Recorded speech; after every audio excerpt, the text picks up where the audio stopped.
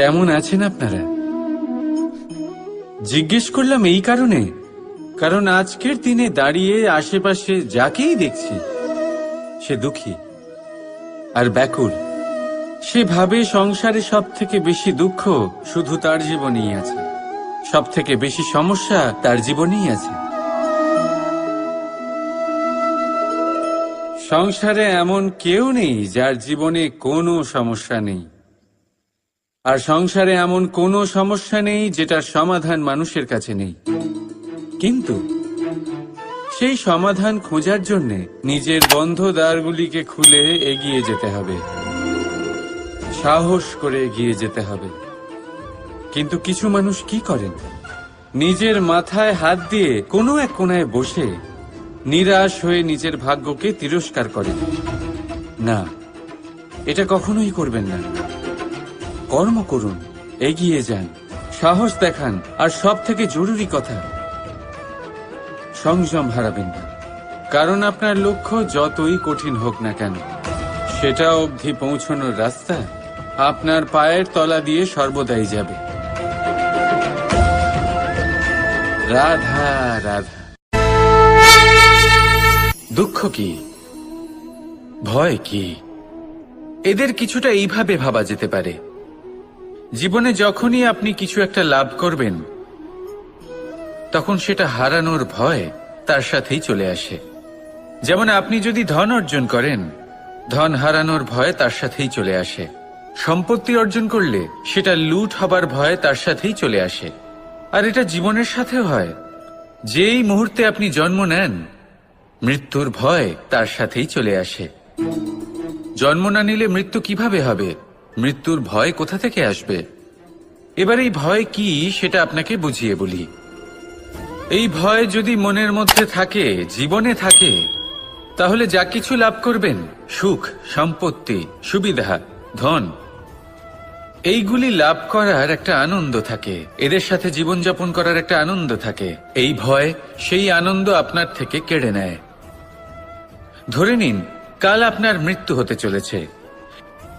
এবার কালকের মৃত্যুর ভয় আজই মনে পুষে রাখলে, তাহলে এই ভয় আজকের সুখ, আজকের শান্তি আপনার থেকে কেড়ে নেবে। ভয় এটাই করে। সেই জন্য মনে রাখবেন, ভয়ের সঙ্গ আপনি ত্যাগ করে দিলে জীবন যাপনের যে সুখ তা চিরকাল আপনার সাথে থাকবে।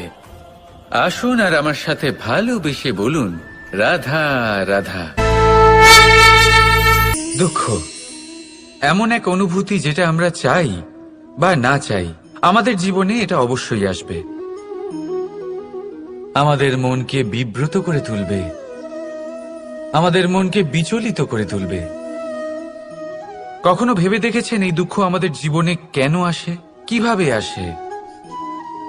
যদি আপনি মন দিয়ে চিন্তা করেন, তাহলে আপনি বুঝতে পারবেন যে এই দুঃখের অনুভূতি পরিস্থিতির থেকে বেশি মানসিকতার থেকে বেশি আশেপাশের লোকজনের সাথে জড়িয়ে।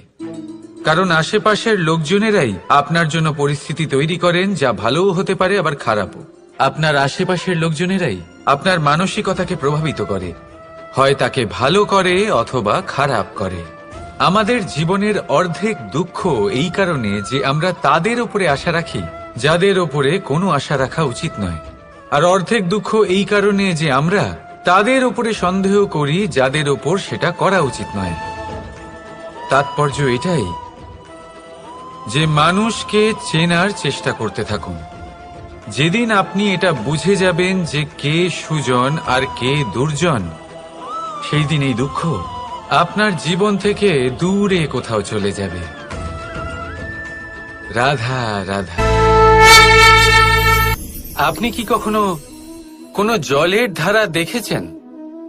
তার সামনে যতই মাটি থাকুক না কেন, যতই কাদা থাকুক না কেন, যখন এই জলের ধারা বইতে আরম্ভ করে দেয়, তখন এই কাদাকে নিজেই ধুয়ে নিয়ে যায়।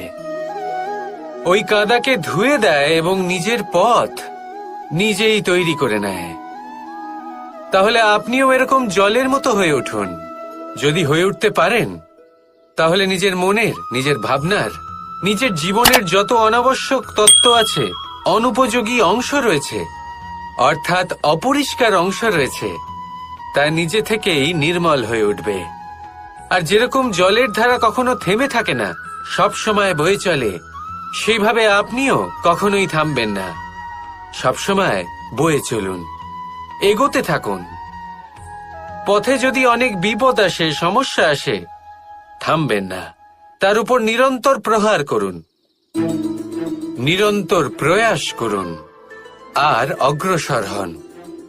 আপনি ভেবে দেখুন, এই জলের ধারা কখনো থেমে থাকে না, সবসময় বয়ে চলে, বিপদের সম্মুখীন হয়ে তাকে সাথে বয়ে নিয়ে চলে।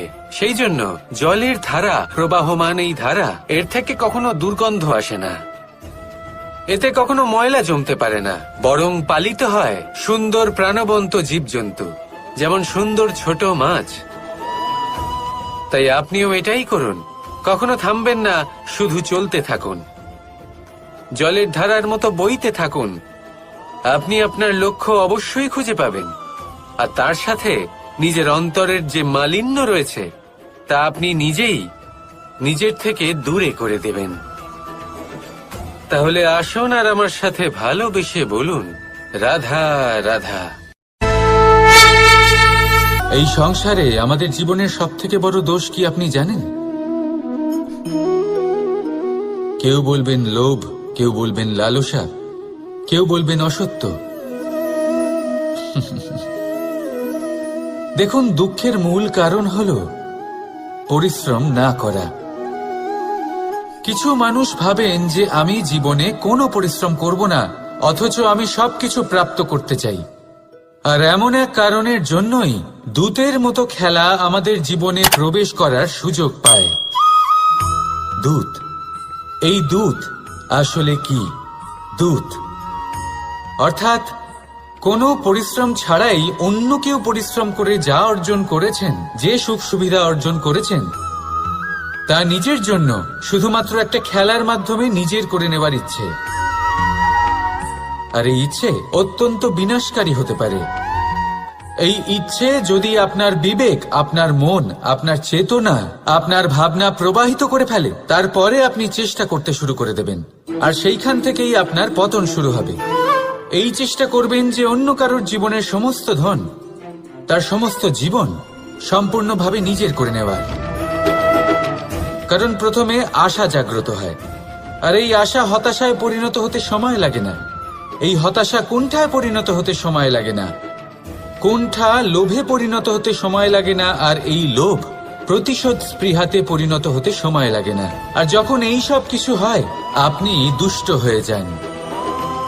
আর সবাই জানেন যে প্রত্যেক দুষ্ট ব্যক্তির পতন হলো অবশ্যম্ভাবী। তাই নিজেকে দূতের থেকে দূরে রাখুন আর পরিশ্রমকে নিজের কাছে টেনে নিন। জীবনে আপনার যা যা স্বপ্ন রয়েছে, যা আপনি করতে চান, শুধুই পরিশ্রম দ্বারা অর্জন করুন। তাহলে তাই করুন, আর আমার সাথে ভালোবেসে বলুন, রাধা রাধা। জীবনে সবসময় সেটা হয় না যা আমরা চাই, তেমন ভাবে হয় না যেমন ভাবে আমরা চাই। এবার তাতে আমরা দুঃখ পাই, নিরাশ হয়ে পড়ি, ভাগ্যকে দোষ দিই অথবা অন্য কাউকে বা নিজেকে। কিন্তু সত্যটা কি, সেটা আমাদের জানতে হবে। এই সংসার নির্মিত হয়েছে পাহাড় দ্বারা এবং পাথর দ্বারা, তাই প্রত্যেক স্থানে ছোট ছোট ছোট ছোট নুড়ি পাথর তো অবশ্যই থাকবে। এগুলো এড়িয়ে যাওয়া সম্ভব নয়, আর এই কথাটা আমরা সকলে জানি। এবার এইভাবেই আমাদের জীবনে নানান রকমের সমস্যা লেগেই থাকে। এর হাত থেকে কোনোভাবেই নিস্তার পাওয়া সম্ভব নয়। একটা সমস্যা এড়াতে যান, দ্বিতীয় চলে আসবে, দ্বিতীয় সমস্যা এড়াতে যান, তৃতীয় চলে আসবে। কিন্তু সমস্যা জীবনে থাকবেই, আর আপনাকে সাহায্য করার জন্যই থাকবে কোনো না কোনো রূপে। আপনার চারপাশে পাথর আছে, এটা আপনার উপর নির্ভরশীল আপনি কি করবেন, কোন পথে অগ্রসর হবেন এবং কিভাবে অগ্রসর হবেন। এবার দেখুন, এটা তো সবসময় সম্ভব নয় যে আপনার পদতলে ফুলের চাদর থাকবে, এটা তো অসম্ভব। সেই জন্য উচিত এটাই হবে যে আপনি পাদুকা পরিধান করে জীবনে অগ্রসর হন। এর সারমর্ম এটাই, যখনই জীবনে সমস্যা আসবে দৃঢ় হয়ে সম্মুখীন হন এবং এটা বোঝার চেষ্টা করুন যে এই সমস্যা জীবনে কেন এলো, কি শিক্ষা দিয়ে গেল। আপনার মধ্যে দোষ অবশ্যই থাকবে, তাকে গুণে পরিবর্তিত করুন। এই জীবন আরো বেশি সহজ সরল হবে এবং প্রসন্ন হয়ে বলবে, রাধা রাধা। বিন্দু বিন্দু জলেই সাগর নির্মাণ হয়। এবার এই কথা আমরা সকলে জানি। আপনি কি এই কথাটা জানেন যে ছোট ছোট সুখের দ্বারাই বড় সুখ লাভ করা যায়? একজন বাবাকে দেখুন, সন্তানের জন্ম থেকে তার যুবক হওয়া পর্যন্ত তার সাথে ছোট ছোট সুখ যাপন করেন। এই ছোট ছোট সুখগুলি তাদের প্রেমের সম্পর্কে গভীরতা নিয়ে আসে এবং প্রেমের এই গভীরতা তাদের জীবনে বড় সুখ নিয়ে আসে। এটা ঠিক সেই রকম যেরকম বিশাল এক সমুদ্রে, গভীর এক সমুদ্রে অমূল্য রত্ন খুঁজে পাওয়া যায়। এটাও ঠিক সেই রকমই। সেই জন্য জীবনে বড় বড় সুখের খোঁজ করতে গিয়ে সময় নষ্ট করবেন না। এই যে ছোট ছোট সুখ আছে, এগুলোকে যাপন করা শুরু করুন, এগুলোর আনন্দ লাভ করুন, এগুলো নিয়ে উৎসব পালন করুন। প্রেমের গভীরতা বুঝুন আর এই গভীর প্রেমে মন নিমজ্জিত করুন। তারপরে দেখুন এই মন আর এই জীবন সুপ্রসন্ন হয়ে বলবে, রাধা।